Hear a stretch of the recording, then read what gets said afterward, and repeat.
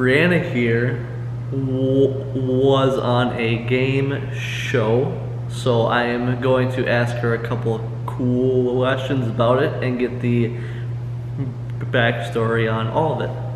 So let's dive in. Question number 1. Tell everyone about the Hustler and all that kind of stuff. So The Hustler is a new game show, and it is airing on Monday, January 4th on ABC at 9 p.m. right after The Bachelor, which I'm gonna make Tyler watch with me. And so it's a new game show, a totally new concept where you're taking trivia questions and adding in some mystery. So there's 5 contestants, and of those 5, one of them already knows all the answers to the trivia questions. And so they might help lead people to get the answer right, but they have to do it without getting caught. If they get caught at the end, the other contestants win all the money that they've put in this prize pot. If nobody figures out it's them, they get the whole prize pot. Craig Ferguson is the host, the late night guy. So yeah, he was super funny and sarcastic, and he loved the, mystery of it as well. So it was really fun. Good. Question number 2.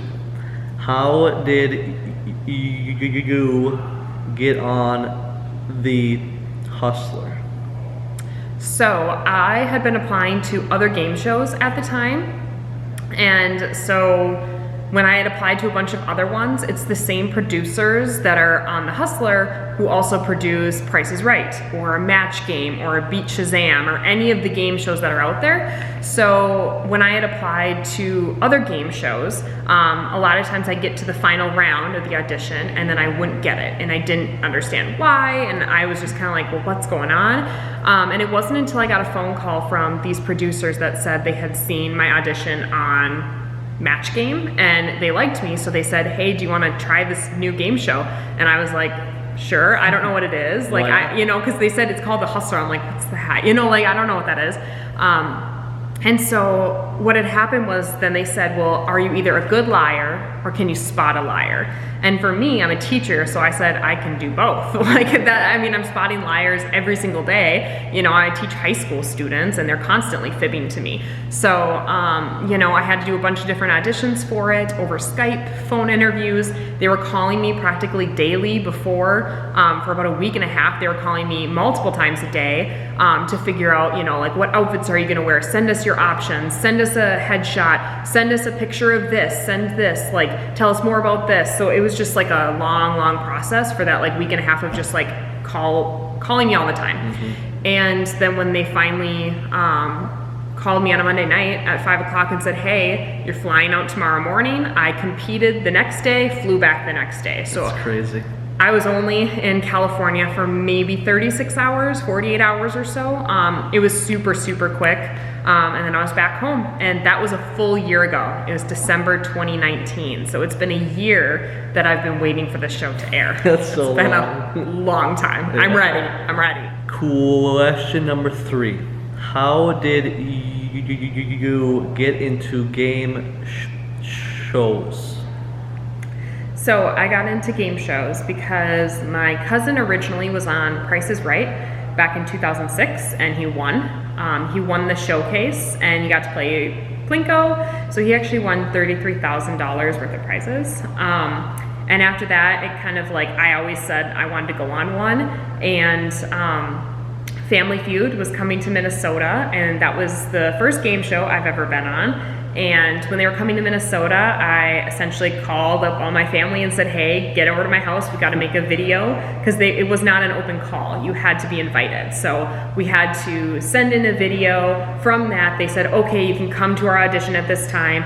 We came there with about 700 other families, and from that 700 families, about 40 families, 30 or 40, got to go on to the next round where we send a video again to Hollywood in more depth. And from there, I believe they picked maybe about 5 Minnesota families for that season, and we were one of them. So we were on it in 2017, and I loved it, and it was so much fun getting to be on it that you can be on a new game show every 2 years. So when my 2 years was up in 2019, that's when I started applying to every game show I could think of. And so I ended up having auditions for think 6 different game shows after that one. Beat Shazam, Match Game, an Ancestry show, Don't, which was a new show last summer. I heard of that one. Yeah, it was an interesting one. It was kind of like a mix of trivia and Wipeout. And we didn't know that at the time because that was a new game show as well. So we went for it thinking, hey, we don't know what it is, and yeah, I feel very blessed we did not get on that one. So that was a good one. But yeah, so I've had a lot of different auditions for them, and I just in 2 years after this show airs, I'll be applying again, and I'll get another one hopefully. Get back to the next one. Yeah. Question number 4. What happened when you got to LA? So, me and my mom both flew out. They only covered my flight, but of course my mom wanted to come because I did get 1+1 to be like in the audience and watch the show. So she decided to come. And so we flew out in the morning on a Tuesday. When we got there, we got picked up. A guy was standing there with my name that said Brianna Hershey. They brought me in an extremely fancy car. I think it was like a Lincoln that had we were in the back seat because he was our chauffeur, and it had like heated seats, cooled seats. We had a whole compartment area, had a mini fridge in it. There wasn't even a way to open the door. You had to press a button and it automatically opened. And we could move our seats up and back. We could recline if we wanted to take a nap. It was just crazy. It was one of the nicest cars I've ever been in.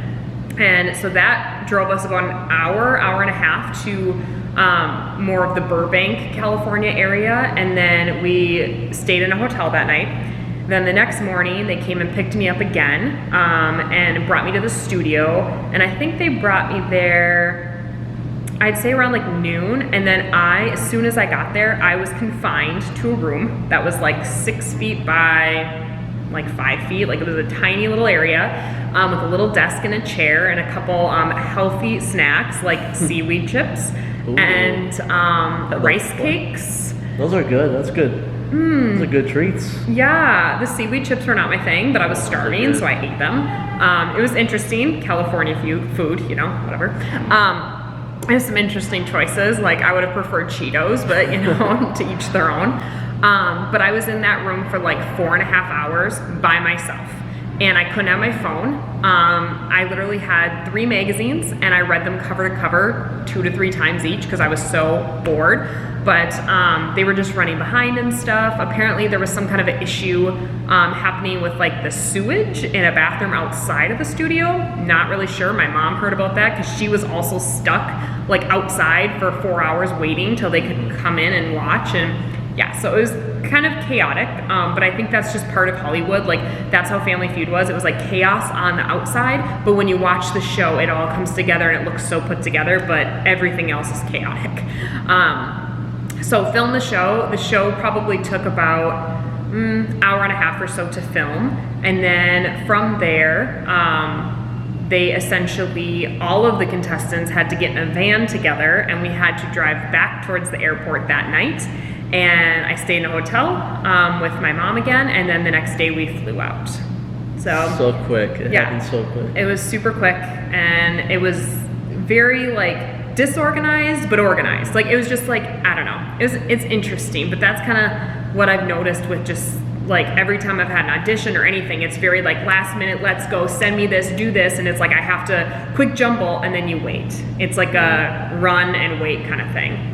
It's called something. Oh, it's called hurry up and wait. It's a phrase of you have to hurry really fast and then you wait a long time. Then you do it all over again. Yeah.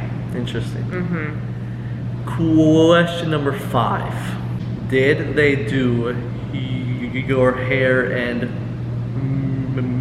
makeup at the studio there?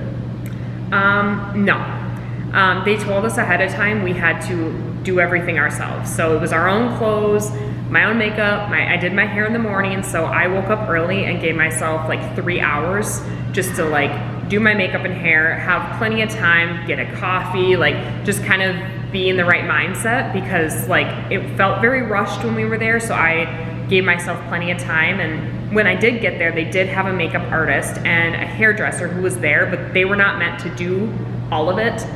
They were meant there for touch-ups. So he would always come to me during commercial breaks. It was kind of like funny to watch. He'd always come right to me and he'd be there the whole 5 minutes, like curling my hair, spraying it as much as he could. Like that night to try and comb through my hair, I actually couldn't. It was literally crunchy. I've never seen my hair crunchy. Like it didn't move. I mean, it was bulletproof. Like it was unreal because every commercial break he went like ham to get it to stay. And it was, yeah. So I was his little pride and joy for sure.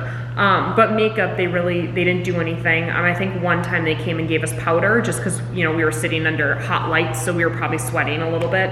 But other than that, no, they were just there for really touch-ups, and that's how it was for Family Feud as well. You come dressed and ready to go. They don't essentially do any of that. You know, whatever you show up in is what you're going on camera wearing. There you go. The last question that I have here is, where are you going to watch the Hustler at? Right here. So we're right now at Tyler's apartment. This is his like big common space, and like there's a shuffleboard back here. There's a pool table. There's a big TV and lounge area over there. There's a whole kitchen area behind the camera. So it's just like a beautiful area, and it's good because then we can really space out. We'll all be wearing our masks because obviously it's still COVID-19 is still happening.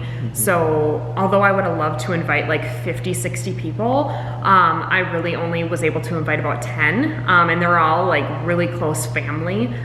So pretty much people we spent the holidays with. And so, yeah, just kind of a small group, and yeah, it should be fun, and it's a beautiful area, and we can spread out, and we're really excited to watch it because obviously it's been a year, and I feel like I've forgotten half of it at this point, but you know, I'm excited, so it'll be fun. Yeah, be a good time. I'm making sangrias. Want to come?